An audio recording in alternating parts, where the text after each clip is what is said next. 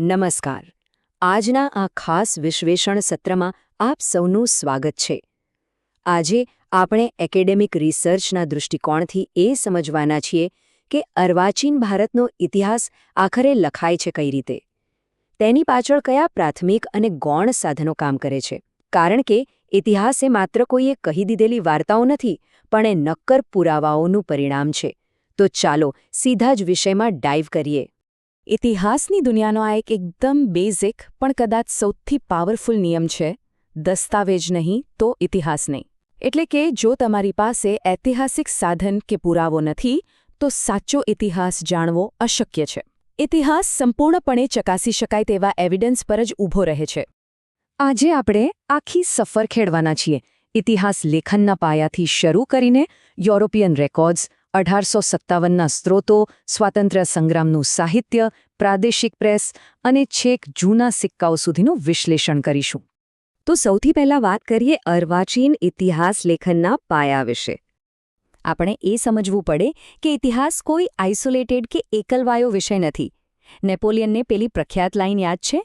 તમે મને કોઈ પણ રાષ્ટ્રની ભૂગોળ વિશે જણાવો, હું તમને તે રાષ્ટ્રનો ઇતિહાસ જણાવીશ. ખરેખર બહુ જ રસપ્રદ વાત છે આ. ઇતિહાસકાર માત્ર ધૂળ ખાતા જૂના પત્રો નથી વાંચતો, તે સમાજશાસ્ત્ર અને ભૂગોળ જેવા વિષયોની પણ મદદ લે છે. ટૂંકમાં કહીએ તો ઇતિહાસ એ માનવ જીવનની એક જીવંત પ્રયોગશાળા છે. હવે શિફ્ટ થઈએ આપણા બીજા મુદ્દા પર: યુરોપિયન સંસ્થાનવાદી ઐતિહાસિક દસ્તાવેજો. 15મી સદીથી ભારતમાં આવેલી યુરોપિયન સત્તાઓ રેકોર્ડ રાખવાની બાબતમાં જબરદસ્ત ચોક્કસ હતી. અહીં તમે જોઈ શકો છો કે તેમના આર્કાઇવ્સ ક્યાં પથરાયેલા છે. પોર્ટુગીઝ દસ્તાવેજો લિસ્બન અને ગોવામાં છે, ડચ રેકોર્ડ્સ એમ્સ્ટરડેમમાં અને ફ્રેન્ચ દસ્તાવેજો પેરિસમાં.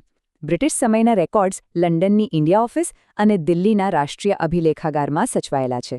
દિલ્હીનું આ આર્કાઇવ તો જાણે કે આપણા રાષ્ટ્રની મેમરીની એક વિશાળ હાર્ડ ડ્રાઇવ છે. આ દસ્તાવેજોનું પ્રમાણ એટલું વિશાળ છે કે વાત ન પૂછો. 1498માં વાસ્કો દ ગામા આવ્યો ત્યારથી લઈને પોર્ટુગીઝ અહેવાલો સચવાયેલા છે.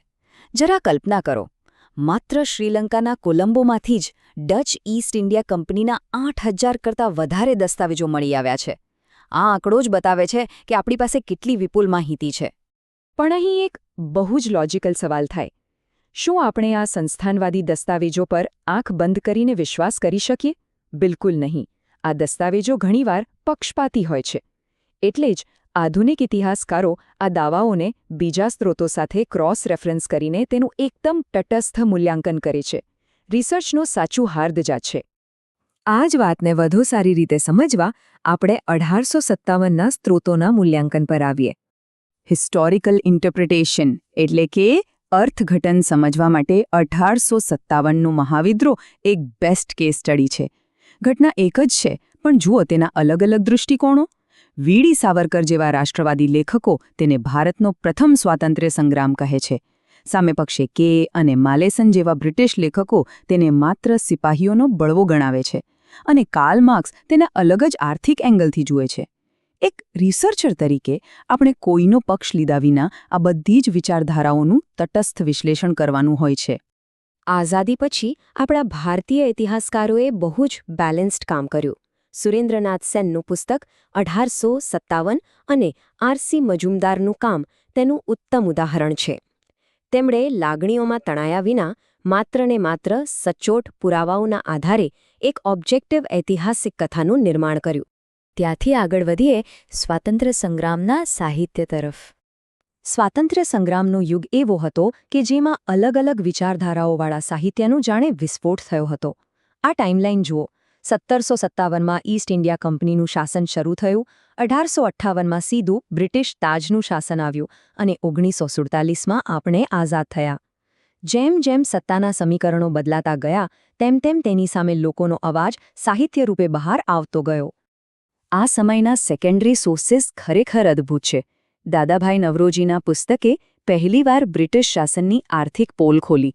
ગાંધીજીના વિચારો આપણને નવજીવન અને હરિજનમાંથી મળે છે, પણ સૌથી જબરદસ્ત વાત એ છે કે મહાદેવભાઈ દેસાઈની ડાયરી 40 ભાગમાં છે. અંગત ડાયરીઓ અને બાયોગ્રાફીઓ દ્વારા જ આપણને આધુનિક ઇતિહાસનું એકદમ રિયલ પિક્ચર મળે છે. પણ માત્ર રાષ્ટ્રીય સ્તરના નેતાઓ જ કેમ? હવે વાત કરીએ પ્રાદેશિક નોંધો અને અખબારોની. ચાલો એક પ્રેક્ટિકલ સવાલ પર વિચાર કરીએ. સત્તાવાર દસ્તાવેજો કે મોટા નેતાઓના પત્રો તો મળી ગયા, પણ તે સમયના સામાન્ય માણસના મનમાં શું ચાલતું હતું? રોજબરોજ સમાજમાં શું બની રહ્યું હતું? આ પબ્લિક પલ્સ પકડવા માટે ઇતિહાસકારે ક્યાં જવું? એનો સચોટ જવાબ છે પ્રિન્ટિંગ પ્રેસ અને અખબારો. 1780માં જેમ્સ એ હિક્કીના બંગાળ ગેઝેટથી જે ક્રાંતિ શરૂ થઈ, તેણે બધું બદલી નાખ્યું. દાદાભાઈનું રાસ્તગુફ્તાર હોય, મુંબઈ સમાચાર હોય કે મૌલાના આઝાદનું અલ હિલાલ, આ પ્રાદેશિક અખબારો માત્ર ન્યૂઝપેપર નહોતા, એ સામાજિક અને ધાર્મિક સુધારણાની ચળવળોના દૈનિક સાક્ષી હતા. તે સમયને સમજવા માટે આનાથી બેસ્ટ ટાઈમ સ્ટેમ્પ બીજો કોઈ ન હોઈ શકે.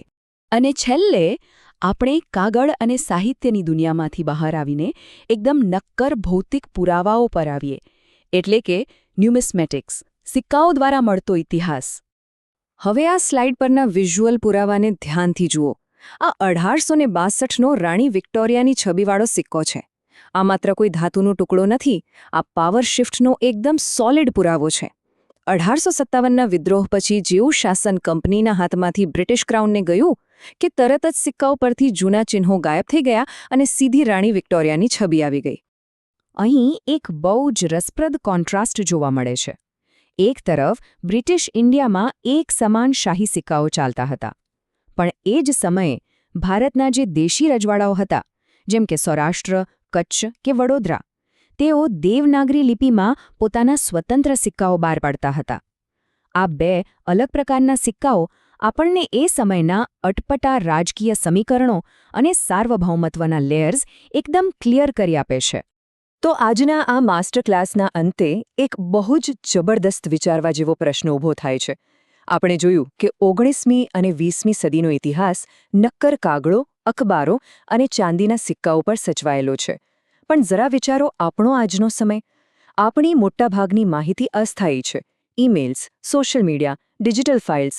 જ્યારે ભવિષ્યના ઇતિહાસકારો આપણા સમયનો ઇતિહાસ લખવા બેસશે, ત્યારે તેઓ આટલી ઝડપથી ગાયબ થઈ જતા ડિજિટલ સ્ત્રોતોનું મૂલ્યાંકન કઈ રીતે કરશે? આ એક એવો સવાલ છે જે આપણા સૌના મનમાં રમતો રહેશે. આશા છે કે આજના આ વિશ્લેષણથી ઇતિહાસ લેખનનું આખું ચિત્ર વધુ સ્પષ્ટ થયું હશે. આ સફરમાં જોડાવા બદલ આપ સૌનો આભાર.